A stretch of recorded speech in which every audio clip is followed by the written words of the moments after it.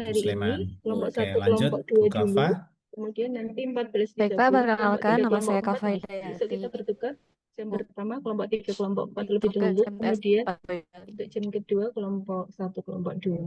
Oke, suaranya Gitu. Waktu sebenarnya dan tempat putus-putus ya. sepenuhnya kami persilahkan kepada Dari Mas Malang. Kami MTSN 4 persilahkan. Boyolali, Ini guru apa Bu? bentuk dua Guru Bahasa Indonesia Pak. PO nih, Mas. Guru Bahasa Indonesia. Baik. Ya, bisa dibuat Oke, ini terima kasih. dua Lanjut ruang ya, Pak Pak Akrom. Sari. Nggih. Iya. Perkenalan Bapak, nama lengkap saya Mungkin Akrom masuknya Anas, di room jabatan 1 aja sebagai nggih. penghulu air pertama, Boleh, yang boleh. bertugas di KUA Nggih. Kecamatan Matur Lumbir, nuwun. Kabupaten Ini Banyumas. Oke, penghulu Salam. di Banyumas ya Pak Akrom ya. Baik, lanjut Pak Fali. Nggih, untuk kelompok 3 dan 4 boleh Baik, meninggalkan perkenalkan Zoom meeting saya dulu. Faris Nanti Saiful segera Fawaz, bergabung jabatan pukul 14.30. saya Terima kasih. penghulu ahli pertama, unit tugas di KUA Kecamatan Kota Kudus, Pak. KUA Kecamatan Kota Kudus penghulu. Nggih, Pak. Oke, baik. Terima kasih. Kudus juga ya. Lanjut Pak Hasan Albana. Silakan. Baik, terima kasih. Perkenalkan, nama saya Hasan Oke, baik. Albana. Saya Saya mulai. sebagai Mbak Sari dosen ya. Assalamualaikum di warahmatullahi Sunan wabarakatuh. Kalijaga. Waalaikumsalam. Baik, terima kasih Pak Waalaikumsalam Hasan. warahmatullahi Fakultas wabarakatuh. apa? Atau jurusan apa Pak di sana? Bismillahirrahmanirrahim. Fakultasnya di Ekonomi Alhamdulillahirrahmanirrahim. dan Bisnis Pada Islam. siang hari Oke, ini, Misalnya di alhamdulillah ada Ekonomi yang Islam. WFO sama WFH Oke, ya. baik, Kalau saya terima lihat. kasih. Lanjut Pak Hanif Manggala Tapi Putra. tidak Mengurangi Izin Bapak partisipasi perkenalkan, saya dari Hanif Manggala teman-teman Putra, semuanya ya untuk hadir peranata di komputer di kegiatan kantor Kemenak Banyumas. siang hari Oke, ini. Prakom Seperti itu. di Kemenak Nah, Banyumas ya, hari Pak ini Hanif ya. agendanya Baik, adalah lanjut sinkronus Pak yang Hizza. pertama ya di kelompok yang Baik, baru ini perkenalkan nama saya angkatan Ihsan Abdullah 40 Sakar, jabatannya ya. penghulu ahli pertama, Kelompok unit tugas 1 di dan KUA kelompok Kecamatan Pulau Sari, 2 Kabupaten ya. Pemalang, Jadi Pak. seperti itu. Nah, Penghulu sebelum di masuk ke Pulosari, materi, Pemalang. Oke, Pak. barangkali Oke, baik. kita Terima kasih. saya coba share screen dulu Sudah aja. semuanya ya sepertinya. Mas Fala nggak masuk ke PO. Iya, Pak, belum. Ada Oke, belum? ini masuk Siapa? ke Pak Gali ya. masih belum Silakan Pak Gali. dibuat, Pak. Oke, maaf Pak, Oke. tadi sinyal Sudah. saya terpental-pental. Jadi Oke. cuma masuk di apa itu di ruang utama saja. Perkenalkan nama saya Belum Gali ini belum Bobim dipublish. dari Oke, KUA sudah. Banyumas, Saya masuk ke Purworejo, ruang. jabatan saya Mungkin pengguna pertama teman-teman di yang kelompok KUA 1, kelompok Banyumas, 2 Pak. bisa join di room 1 ya. Oke. Harapan Pak. dan pembelajaran agenda 3, saya ingin memahami dengan sesama dan mengimplementasikan, dan untuk target sesuai dengan standar yang ada. Oke, ya. Ini lengkap sekali ya Pak Galih ya. Paling lengkap ya antara teman-teman yang lain. Terima kasih Pak Galih. Ada yang lain? Pak Fakih, silakan Pak Fakih. Ya, Tidak. Pak. Halo, Assalamualaikum. Perkenalkan Bapak, nama lengkapnya Fakih Islam, dari jabatannya dari penghulu ahli pertama, tugasnya di Kecamatan Bergas, Kabupaten Semarang. Ya, di Bergas ya. Penghulu ahli pertama ya. Penghulu ahli Baik, terima kasih Pak Fakih. Ada lagi yang belum? Sudah semua ya? Ya, Bu Faza belum? Ya, silakan Bu Faza. Perkenalkan, nama saya Faza Akmil Samsabila. Sekarang saya penyuluh di KUA Kaliori Rembang. Di kalau Kaliori Rembang ya. Ya, baik. Terima kasih Bu Faza Akmil. Ya, baik teman-teman semuanya. Sudah semuanya ya untuk memperkenalkan diri. Nah, di agenda 3 ini sebenarnya satu rangkaian ya materi yang disampaikan dari agenda 1, 2, kemudian yang terakhir ini 3. Sebenarnya ada satu lagi yaitu habituasi. Cuman hal-hal yang sifatnya konseptual itu di 3 agenda awal ini. Di agenda pertama, teman-teman sudah masuk di apa tentang konsep sikap perilaku bela negara. Kemudian juga sudah dijelaskan tentang bagaimana menganalisis isu-isu kontemporer ya. Jadi sudah sampai ke tahap itu. Kemudian yang kedua adalah tentang nilai-nilai dasar berakhlak ya, yang sudah dijelaskan di agenda 2. Dan yang ketiga ini nanti kita masuk ke bagaimana kedudukan dan peran PNS untuk mendukung smart governance, terutama di topik manajemen ASN dan smart ASN. Nah, di agenda ketiga ini nanti berfungsi sebagai kacamata teman-teman di dalam mengidentifikasi isu-isu kontemporer yang ada di sekitar, di lembaga atau di tempat kerja masing-masing. Nah, ujung dari kegiatan Latsar ini kan sebenarnya teman-teman mampu membuat rancangan aktualisasi ya. Kuncinya kan sebenarnya di sana gitu.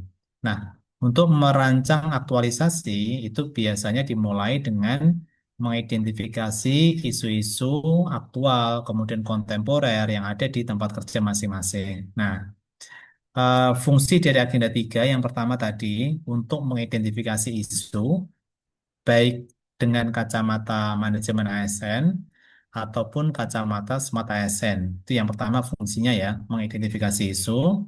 Nah, agenda 3 ini juga berperan di dalam mencari gagasan kreatif atau solusi kreatif dari permasalahan terpilih yang nanti kita sebut sebagai core issue gitu. Ya, jadi eh, apa agenda 3 ini menjadi bagian yang sangat penting ya. Istilahnya mata sama otaknya itu agenda 3, tetapi jiwanya itu ada di agenda 2 dan agenda 1 gitu. Perjalanannya di agenda yang keempat. Nah, itu jadi menjadi sebuah rangkaian yang tidak terpisahkan. Tanpa perjalanan, maka kita menjadi pribadi yang statis gitu. Hanya agenda 1, 2, 3 kita konseptual kuat, tetapi nggak kita implementasikan di dalam sebuah habituasi, maka tidak akan ada internalisasi dari nilai-nilai yang sudah disampaikan. Seperti itu ya rangkaiannya teman-teman. Nah, ada dua hal ini ya, saya coba jelaskan sekilas saja, bahwa manajemen ASN ini apa kompetensi yang dicapai adalah pemahaman secara utuh mengenai kedudukan. Gitu. Nah, undang-undang yang nanti teman-teman pegang dan menjadi rujukan di agenda yang ketiga ini adalah Undang-Undang Nomor 20 Tahun 2023 ya tentang ASN tentunya ya. Ini yang terbaru setelah berapa tahun ya? Terakhir itu 2014. Jadi perubahannya sekarang yang terbaru untuk mengakomodir P3K. Jadi ASN ini kan ada P3K, kemudian PNS sendiri ya, yang teman-teman sekarang sandang ini adalah sebagai seorang CPNS, calon PNS gitu kan. Nah, untuk mengakomodir P3K muncullah Undang-Undang Nomor 20 Tahun 2023 gitu. Oke, itu ada di situ semuanya teman-teman, manajemen ASN. Kemudian yang kedua adalah smart ASN.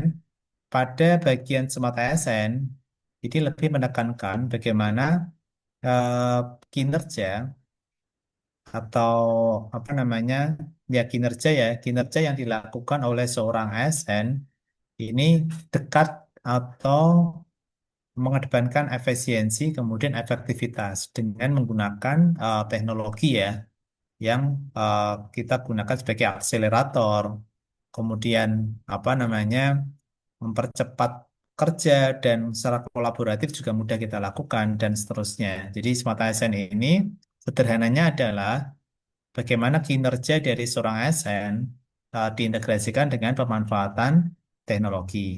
Jadi itu ya teman-teman manajemen ASN. Kemudian yang kedua adalah Smart ASN. Nah ini sasaran secara umum teman-teman ya. Kemarin sudah banyak dibahas bahwa peran dari ASN ini, CPNS ini atau ASN ya, saya fokuskan di ASN aja, adalah sebagai pelaksana kebijakan publik. Kebijakan publik ini artinya apa? Artinya bahwa pekerjaan-pekerjaan yang kita lakukan itu sebenarnya harus inline dengan kebijakan dari pusat ya. Contohnya misalkan teman-teman ada apa program prioritas dari pemerintah antara lain transformasi digital gitu kan. Nah, ketika dari program pemerintah pusat ini menekankan pentingnya transformasi digital, maka di dalam implementasi teman-teman sebagai seorang pegawai ya yang memiliki jabatan fungsional masing-masing tentunya juga harus apa? Juga harus mengimplementasikan apa namanya eh, secara digital ya, baik itu di dalam proses perencanaan, kemudian di dalam eksekusi pekerjaan-pekerjaan yang sudah dilakukan. Contoh misalkan teman-teman menjadi seorang guru nih, ya kan? Sebagai seorang guru, maka bagaimana teman-teman mengajar, kemudian merencanakan pembelajaran, sampai mengevaluasi, memanfaatkan teknologi-teknologi terkini, pakai kuisi, sebagai Kahoot, ataupun pakai yang lainnya. Jadi seperti itu. Jadi harus ada kesesuaian ya antara kebijakan pusat dengan kebijakan yang teman-teman yang apa bukan kebijakan, pekerjaan yang teman-teman lakukan. Ke yang lain misalkan bagaimana kita di penghulu misalkan. Di penghulu biasanya catatan-catatan biasanya dilakukan secara manual ya. Nah, sekarang sudah ada SIMKA, kemudian bagaimana digitalisasi layanan bimbingan pernikahan yang semula kita lakukan secara langsung, tapi kita bisa ada opsi-opsi menggunakan apa Zoom gitu ya, ataupun menggunakan platform yang lainnya seperti itu. Jadi pada dasarnya adalah kita bisa melaksanakan atau melakukan pekerjaan-pekerjaan yang inline dengan kebijakan dari pusat seperti itu. Itu yang pertama. Yang kedua adalah pelayan publik. Nah, pelayan publik ini menekankan pada pentingnya kita menetapkan standar tinggi di dalam pelayanan ke masyarakat gitu. Ya, memiliki standar yang tinggi. Kemudian tentunya dengan standar yang sudah ditentukan ya dengan SOP-SOP yang ada, baik itu sebagai guru, sebagai dosen, kemudian sebagai penghulu, sebagai penyuluh, tentunya memberikan layanan penuh hati gitu ya, yang berkeadilan tanpa melihat pada ras, golongan, suku, kemudian tendensi-tendensi politik itu juga benar-benar harus dihindari. Jadi yang kedua adalah ke pelayan publik. Kemudian yang ketiga adalah ini yang baru marak ya, dengan banyaknya demo, kemudian disusupi oleh orang-orang yang tidak bertanggung jawab. Nah, penting bagi teman-teman untuk mengedepankan apa eh, apa hal-hal yang sifatnya objektif itu, hindari hoax gitu, informasi-informasi yang tidak valid, yang tidak bisa dipertanggungjawabkan, itu juga harus benar-benar harus kita tekankan. Karena sekarang itu kalau kita lihat ya pola-pola pemecah bangsa gitu kan, seperti demo seperti ini kan juga tetap perlu diantisipasi gitu ya. Karena pergerakan itu tidak lagi sekarang ada koordinatornya teman-teman. Kalau kita lihat ya, kalau saya amati gitu, tidak lagi ada koordinator lapangan gitu. Siapakah yang menggerakkan? Yang menggerakkan adalah medsos gitu ya. Bagaimana orang bergerak saat ke sebuah titik ke lokasi tertentu hanya menggunakan media sosial yang diblaster menggunakan multi platform, pakai WA, pakai Instagram, pakai Thread, pakai TikTok ataupun yang lain itu. Jadi semua menggerakkan ketika seseorang itu memiliki eh, pengalaman atau dalam tanda kutip korban yang sama, merasakan cara emosi, kesamaan emosi gitu kan, maka mudah untuk digerakkan gitu. Contohnya misalkan teman-teman ini lapar gitu ya, lapar gitu kan, semuanya lapar. Jadi mengalami secara emosi, secara fisik juga mengalami secara emosinya sama, maka mudah untuk digerakkan itu. Wah, silakan nanti makan ke arah sana. Jadi mudah untuk digerakkan. Kenapa? Karena kita memiliki emosi yang sama. Sama kayak demo dan seterusnya itu juga sekarang lebih mudah untuk menggerakkan. Kenapa? Karena media sosial ini memberikan trigger, kemudian provokasi dan seterusnya, sehingga orang akan bisa mudah bergerak. Nah, itu salah satu tren sekarang adalah media sosial itu sebagai koordinator yang tanpa rupa gitu ya.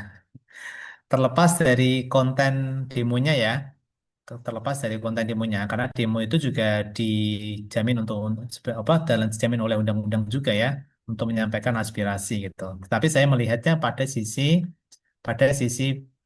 tren model demo sekarang itu kan, media sosial menjadi salah satu koordinator tanpa rupa yang bisa menggerakkan massa dengan sangat cepat. Nah, seperti itu ya. Jadi sekarang nggak kayak dulu model-model demonya.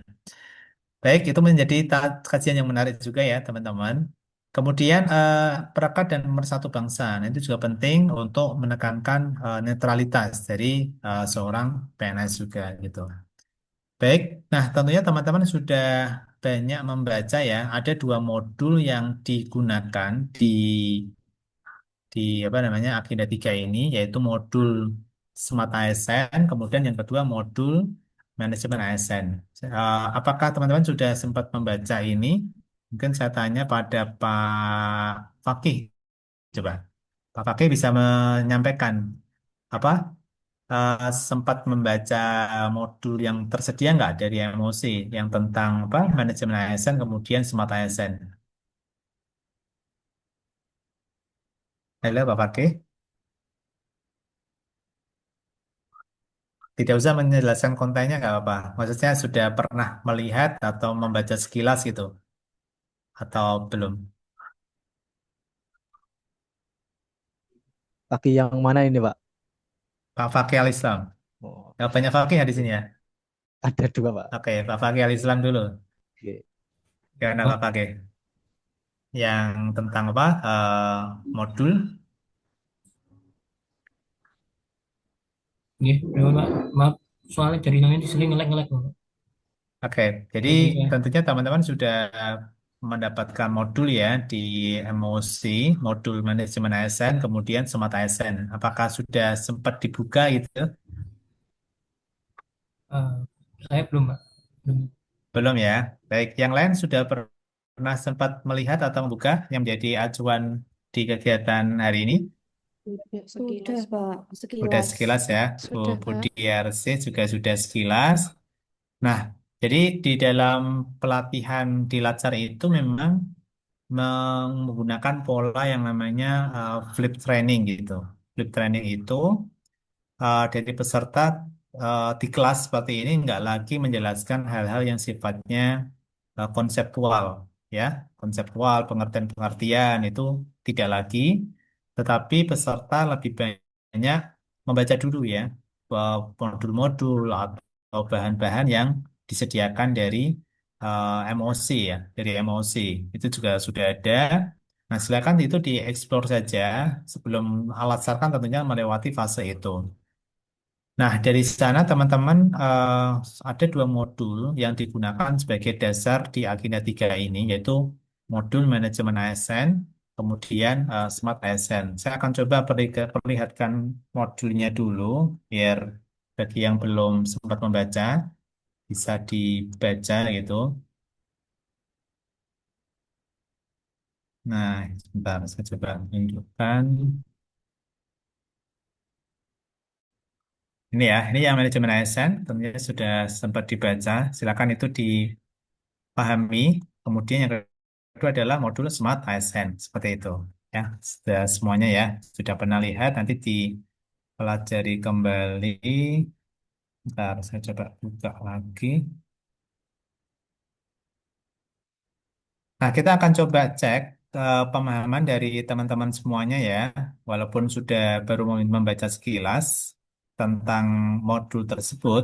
Nah, kita akan coba review dulu dengan menggunakan ini, Quizzes. Silakan bisa bergabung di Quizzes atau background eh, dengan bisa scan ataupun dengan menggunakan laptop juga bisa. Silakan bisa HP, bisa laptop ya. Joinmyquiz.com, kemudian kodenya 212764.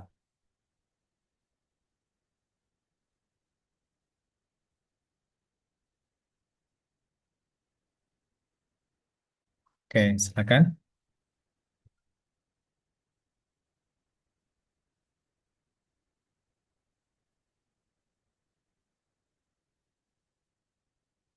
Oke, Bu ini sudah.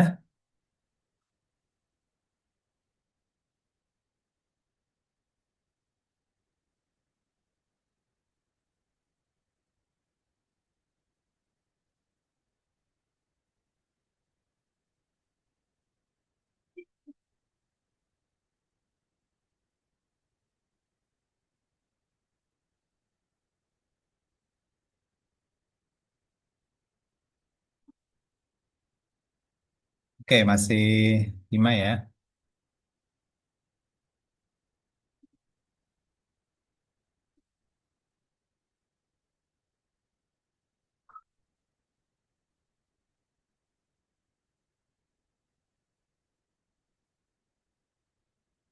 Oke, kurang 4.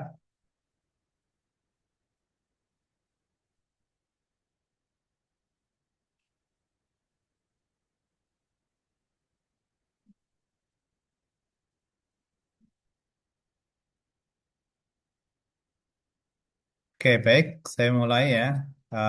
Kurang lebih 5 menit ya. Saya klik start.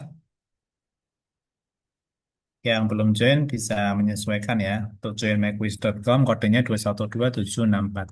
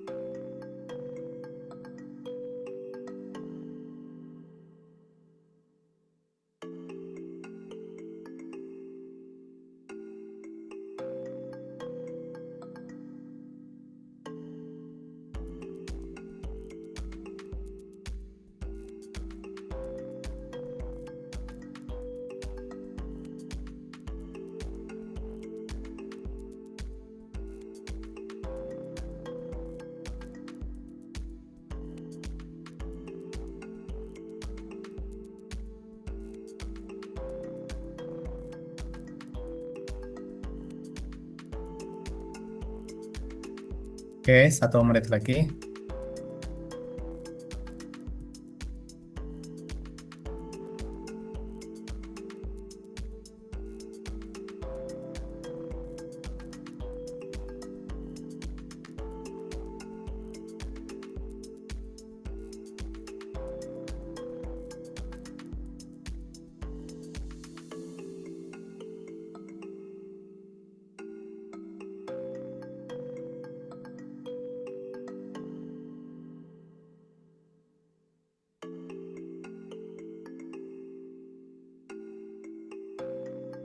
Oke, 5, 4, 3, 2, 1.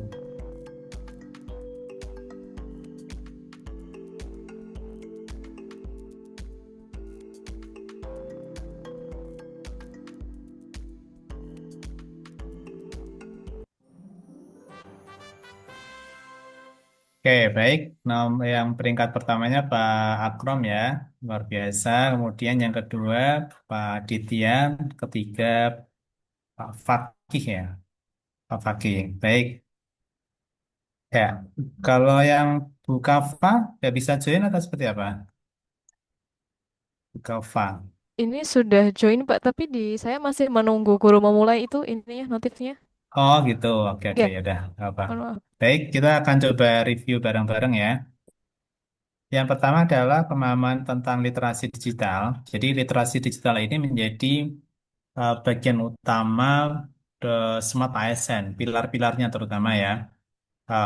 Nah, di Smart ASN ini lebih mengedepankan tidak sekedar ke skill pengguna teknologi, tetapi justru malah lebih menekankan pada bagaimana memanfaatkan teknologi itu secara bertanggung jawab gitu ya. Jadi poin yang pertama adalah bertanggung jawab jawabannya terkait dengan literasi digital. Kemudian yang kedua adalah Undang-Undang ASN menempatkan meletakkan berbagai perubahan dasar dalam manajemen sumber daya manusia yaitu Human Resource Management. Jadi gini, eh, pegawai atau sumber daya manusia di Undang-Undang ASN itu ditempatkan sebagai Human Resource Management. Itu maksudnya gini, pegawai ini sebagai aset yang berpotensi akan dikembangkan secara berkelanjutan gitu. Jadi teman-teman nanti ketika sudah menjadi PNS, teman-teman akan ada ruang-ruang pengembangan kompetensi ya melalui pelatihan, melalui komunitas komunitas ya komunitas sesuai dengan jabatan masing-masing.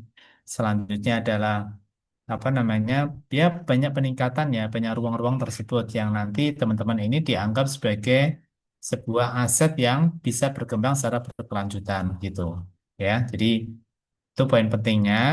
Kalau merit itu nanti ada lagi ya di dalam promosi jabatan dan seterusnya nanti mengedepankan pada merit system.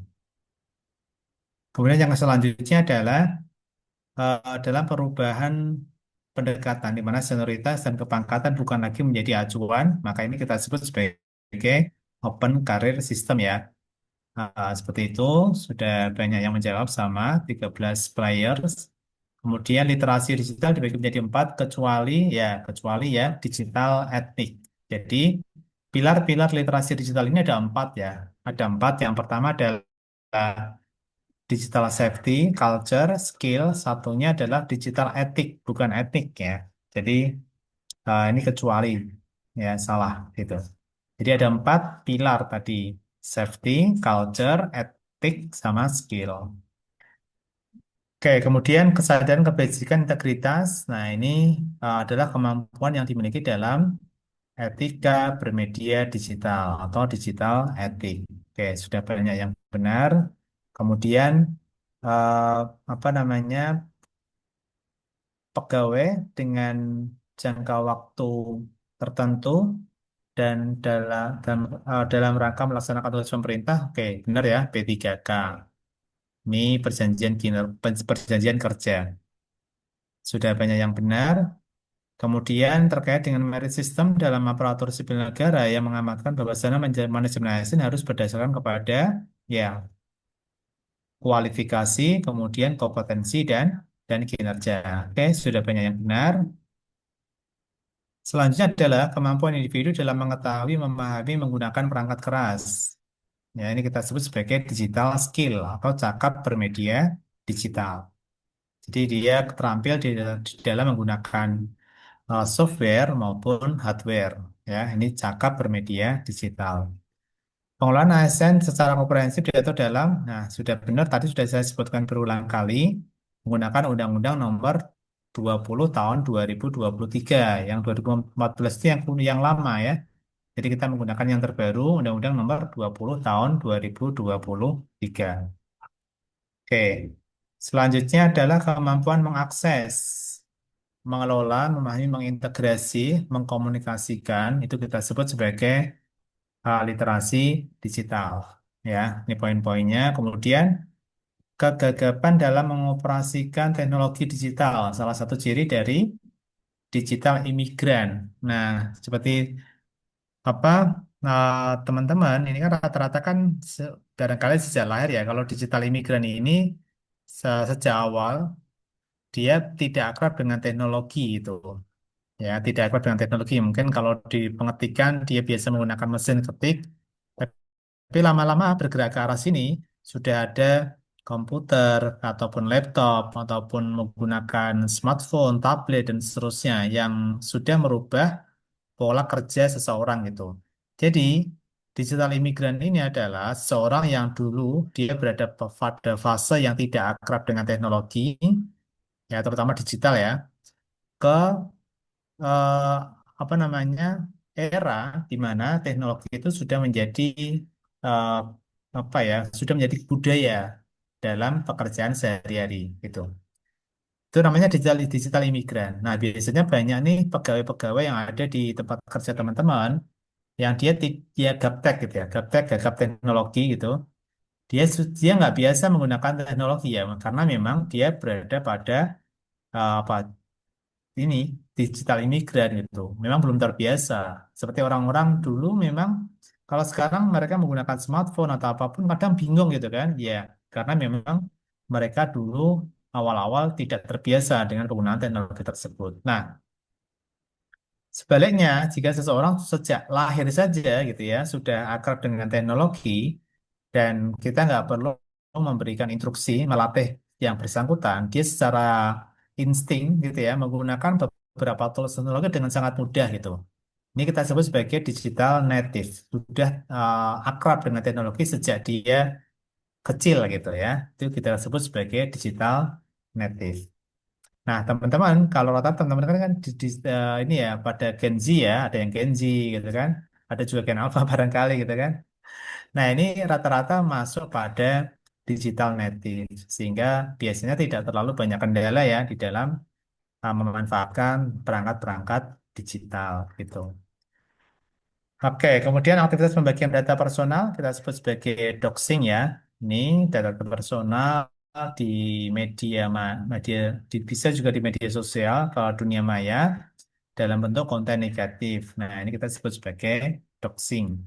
Kemudian seseorang yang menggunakan profil personal palsu pada sosial media gitu ya, social network service yang bertujuan untuk melakukan kecurangan atau melakukan penipuan. Nah, ini kita sebut sebagai catfishing ya. Dia menggunakan profil personal palsu. Oke, kemudian ini banyak sekali ya kalau di media sosial apalagi sekarang itu orang muda melakukan apa perilaku-perilaku menyimpang di media sosial.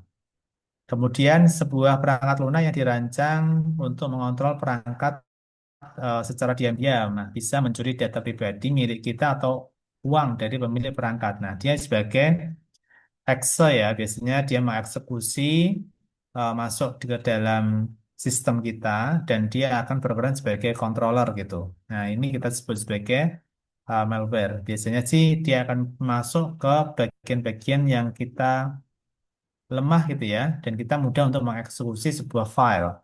Kadang bentuknya berupa PDF, tapi ternyata ketika kita klik, dia langsung mengeksekusi dan masuk ke sistem kita, akhirnya mengambil alih peran kita sebagai pengendali sistem tersebut gitu. Hak dari PNS kecuali ya bonus akhir tahun ya, itu namanya hak kecuali ya, kalau bonus akhir tahun nggak ada kalau sebagai seorang PNS. Kemudian pegawai ASN terdiri dari benar APNS, kemudian yang kedua adalah P3K. Ini ya, oke. Itu review sekilas dari dua materi ya yang kita bahas, yaitu manajemen ASN, yang kedua adalah Smart ASN. Nah, kira-kira apa poin dari materi tersebut, pada materi tersebut? Nah, ini sebenarnya kalau yang ini sudah sempat saya bahas ya, di agenda 3 ini, fokus kita tadi adalah di Smart ASN, kemudian yang kedua adalah manajemen ASN, itu masuknya. Jadi, agenda yang ketiga itu sebagai gerbang untuk masuk ke habituasi, gitu. Untuk masuk ke habituasi, ya sebagai gerbangnya. Oke, kemudian agenda 2 itu sebagai ya aktualisasi nilai-nilai nilai dasar berakhlaknya. Ya, ini untuk masuk di agenda yang kedua. Nah, apa poin-poin utama di agenda yang ketiga? Saya coba tunjukkan contohnya PowerPoint aja ya. Seperti ini, overview agenda yang ketiga. Jadi di agenda yang ketiga ini sudah saya jelaskan detail ya. Ada dua topik utama, yaitu manajemen ASN, yang kedua adalah smart ASN. Nah, pada bagian ini fokusnya, tentunya ini rujukannya tadi ya, Undang-Undang Nomor 20 tahun 2023. Isinya antara lain asas manajemen ASN, ya, tentang kepastian hukum, profesionalitas, proporsionalitas, keterpaduan. Ya, ini adalah kita sebut sebagai asas manajemen ASN. Banyak sekali ya poin-poinnya. Ada di Undang-Undang Nomor 20 Tahun 2023. Silakan bisa dibaca di undang-undang tersebut. Kemudian tadi sudah saya jelaskan juga untuk fungsi sebagai ASN antara lain pelaksanaan kebijakan publik, kemudian pelayan publik sampai pada perekat dan pemersatu bangsa. Oke, kemudian eh, jabatan, ya. Jabatannya ada dua, yaitu jabatan manajerial. Yang kedua adalah jabatan non manajerial. Kalau teman-teman berada pada apa? Pada jabatan non manajerial, Non-managerial. ya, benar, sebagai seorang guru, penyuluh, penghulu dan seterusnya, ya. Sedangkan kalau pejabat ya struktural, dia masuk pada jabatan manajerial, baik itu sampai mulai dari dirjen sampai pada inspektorat, nah, kemudian kasubag, nah itu adalah masuk pada jabatan manajerial gitu, ya. Itu poin-poinnya. Kemudian di sini tadi juga sudah kita ulas di pertanyaan hak dan kewajiban. Ini adalah haknya, penghasilan dan seterusnya sampai pada bantuan hukum. Kemudian kewajiban tentunya adalah ya setia dan taat kepada taat pada Pancasila, mentaati ketentuan peraturan perundang-undangan dan seterusnya. Jadi ada hak dan ada kewajiban. Kemudian ini merit system tadi sudah kita urai juga bahwa pengelolaan SDM ini didasarkan pada kualifikasi, kompetensi, potensi, dan kinerja, ya, yang kita sebut sebagai meritokrasi, gitu ya. Ini. Kemudian kalau pada semata ASN, fokusnya di mana? Fokusnya adalah di pilar-pilar ini, ya, pilar-pilar dari literasi digital. Antara lain, digital skill, ini keterampilan di dalam menggunakan hardware, software, kemudian digital culture, bagaimana aktivitas keseharian manusia itu sudah akrab dengan pemanfaatan teknologi. Itu kita sebut sebagai digital culture. Ya, misalkan teman-teman dulu membayar membeli barang ya terbiasa cash, sekarang sudah terbiasa menggunakan kris, menggunakan e-wallet ataupun yang lain. Dulu ketika di dalam mungkin teman-teman ada yang jadi perencana tadi ya, yang semula adalah kita membeli barang secara langsung gitu ya, tapi sekarang sudah ada e-katalog ya, sudah terbiasa dengan pemanfaatan sistem yang menjamin akuntabilitas pekerjaan kita. Kemudian ada digital etik, ini fokus pada bagaimana netiquette, etika digital ya, memanfaatkan teknologi dengan didasari pada etika-etika yang berlaku. Kemudian digital safety ini menekankan pada keamanan, bagaimana kita memahami sebagai pelayan masyarakat gitu ya, sebagai seorang PNS, ini tentunya kita akan berhadapan dengan apa? Dengan data-data sebagai penghulu misalkan, akrab dengan data-data pengantin gitu. Kadang kan sering ya saya pernah melihat itu di Kemenag, di Kawal gitu ya, memposting data-data pribadi dari calon pengantin. Padahal niatnya benar ya memposting, oh ini ada agenda apa pengantin yang akan nikah gitu ya, calon pengantin. Tetapi postingnya adalah data full ya, nama dan seterusnya gitu. Itu juga harus hati-hati. Bagaimana pentingnya data-data pribadi seseorang yang tidak boleh serta-merta kita membagikan tanpa perizinan gitu. Itu ya. Jadi keamanan, termasuk keamanan kalau teman-teman ada yang dari Prakop gitu ya, bagaimana membangun security system di tempat kerja masing-masing. Sekarang kan banyak sekali ya website yang terkena apa serangan-serangan judi online dan seterusnya. Bagaimana mengelola, memfilter ya, mengamankan apa user password yang harus selalu berganti. Kemudian bagaimana mengelola ketika terjadi serangan ada hacker yang masuk. Bagaimana kita mengidentifikasi serangan sampai pada tingkat web cell misalkan dan seterusnya. Jadi sebenarnya ini bagian dari digital safety. Tuh. Oke, itu poin-poinnya teman-teman ya. Tidak saya jelaskan sangat detail karena nanti teman-teman dalam tanda kutip PR-nya gitu ya. Kalau orang dewasa sih nggak PR ya, tetapi monggo bisa dipelajari lagi modul-modul yang sudah ada. Saya ingin menekankan pada ada dua hal yang dibahas ya agenda yang ketiga ini, yaitu pertama adalah manajemen ASN tadi, mulai dari teman-teman tahu hak dan kewajiban seorang PNS, kemudian sampai ke Smart ASN. Bagaimana pilar-pilar ini hadir di dalam kerja teman-teman sebagai seorang PNS gitu. Nah, kuncinya sebenarnya di sini teman-teman. Oke, saya katakan tadi bahwa bahwa agenda 3 itu kan sebagai kacamata ya, sebagai kacamata. Teman-teman tentunya sudah tahu kacamata itu adalah manajemen ASN, yang kedua adalah smart ASN. Nah, ini rangkaian teman-teman di dalam menyusun rancangan aktualisasi ya, tugas akhir di Latsar ini gitu kan. Tentunya teman-teman ini apa fungsi dari agenda 3? Agenda 3 ini berperan di dalam mengidentifikasi isu. Contoh misalkan ya, contoh apa ya? Ini dosen misalkan, ada yang berperan sebagai dosen. Di dosen ini teman-teman ini melihat di keseharian eh, di fakultas masing-masing gitu kan. Oh, ternyata di fakultas ini websitenya jarang sekali update gitu. Kalau kita melihat data-data profil dari apa namanya dosen, jarang sekali yang update gitu. Pengajaran mata kuliahnya apa di semester ini, kemudian bagaimana publikasi yang sudah dihasilkan, apa jabatannya, kemudian updating dari pendidikan yang bersangkutan, juga jarang sekali yang update gitu di fakultas tersebut. Nah, teman-teman ini punya ada tahapan yang kita sebut sebagai environmental scanning. Kita melihat di sekeliling kita itu bisa menjadi sebuah isu, ya.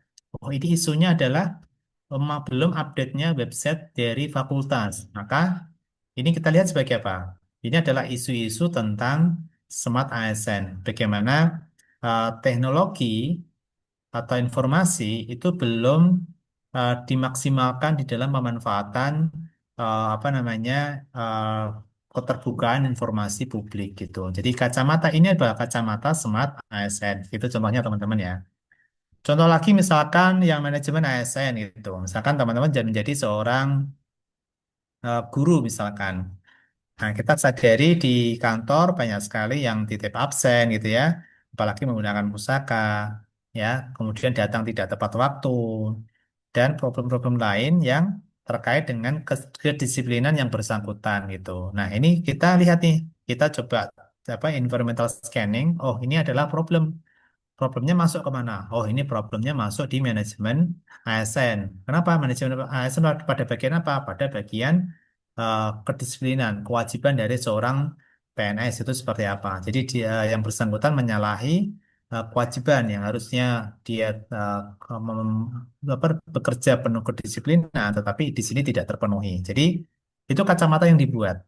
Jadi kacamata yang dibuat ada dua, yaitu Smart ASN terkait dengan apa namanya pemanfaatan teknologi digital. Kemudian yang kedua adalah manajemen ASN, bagaimana peran dan perilaku dari seorang ASN di dalam kesehariannya, hak dan kewajiban, kemudian bagaimana asas-asas yang harus terpenuhi, keadilan, profesionalitas, dan seterusnya. Jadi poin-poinnya ada di sana teman-teman ya, apa namanya kacamata kita.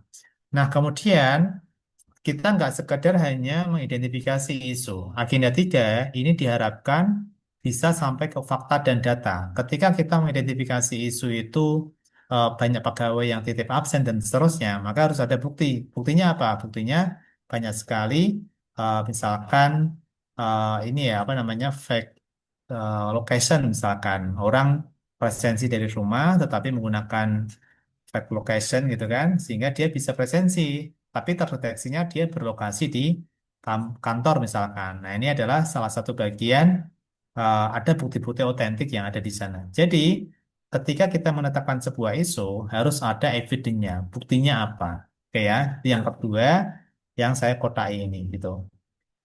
Nah, agenda yang ketiga itu juga berperan menetapkan gagasan kreatif.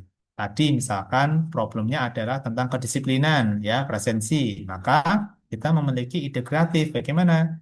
Ide kreatifnya adalah bagaimana kita ya, membuat sistem yang lebih apa? Yang lebih akuntabel. Misalkan, oh ini harus diintegrasikan nih antara pusaka dengan dengan fingerprint, finger finger ini ya untuk presensi apa jari. Oh, karena apa? Karena orang lebih suka pusaka karena hanya menggunakan handphone, smartphone bisa gitu. Tapi kalau diintegrasikan dengan finger, ya belum tentu bisa. Ketika orang finger, otomatis pusakanya bisa masuk. Jadi ide teman ini barangkali solusi dari teman-teman yang ada di Prakom. Wah, ini saya akan membuat Pak, membuat integrasi antara presensi digital dengan menggunakan pusaka yang saya integrasikan dengan presensi di berbasis wajah sama jari gitu di kantor. Maka integrasi ini saja itu sudah menjadi sebuah solusi yang konkret gitu. Itu salah satu contohnya teman-teman ya di agenda yang ketiga.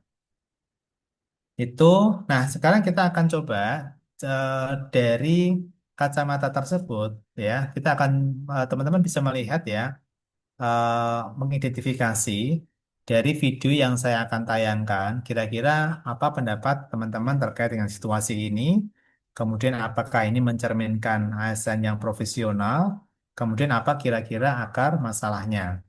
Oke, saya akan coba putar videonya. Ini silakan disimak dulu, nanti teman-teman bisa mengisi bersama-sama di ruang Padlet. Oke, saya putar.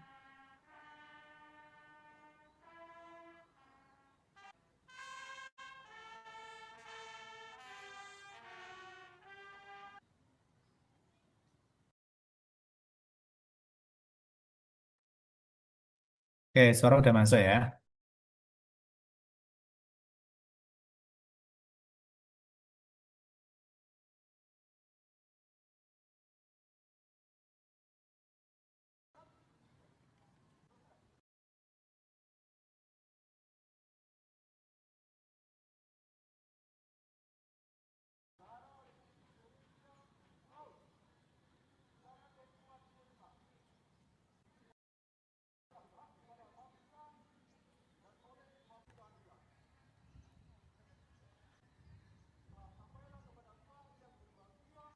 Lagi api-apian.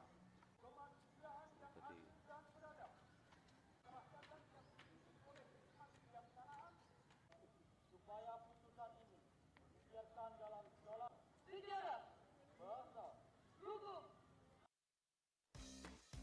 In construction, it's important that we can. Oke, baik. Dari video tersebut, silakan teman-teman bisa mengisi ini ya. Di Padlet, saya bagikan link. Saya bagikan link melalui ruang chat. Silakan teman-teman berkomentar terkait dengan problem tersebut. Ini ada clue pertanyaannya. Apa pendapat teman-teman terkait dengan situasi ini? Apakah ini mencerminkan ASN profesional? Kira-kira masalahnya apa dan kira-kira solusi kreatifnya apa? Gitu ya. Dibuat sekilas saja, nggak usah terlalu panjang. Oke, silakan diklik aja, kemudian diisi dengan menggunakan Padlet ya.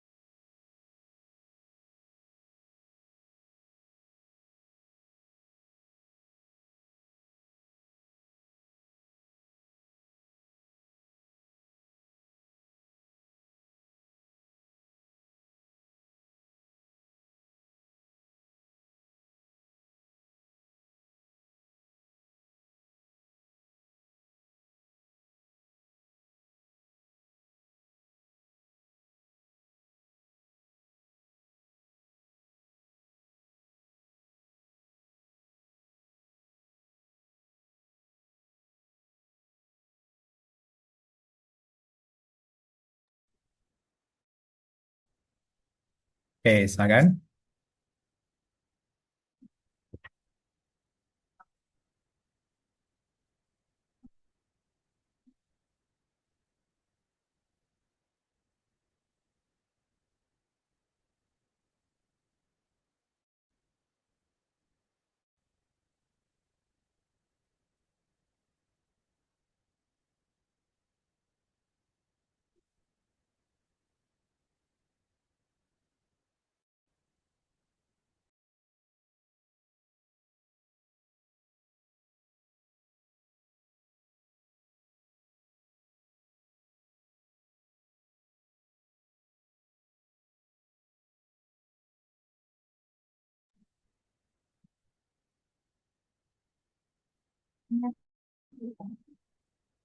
Oke, baik, silakan.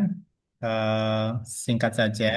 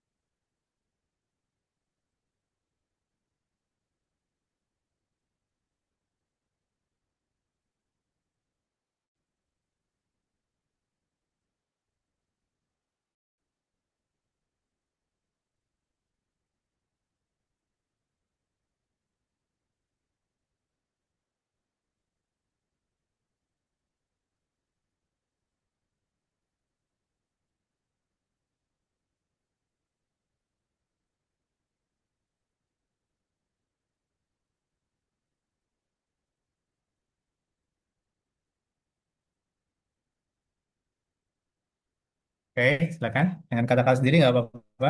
Kata-kata sendiri.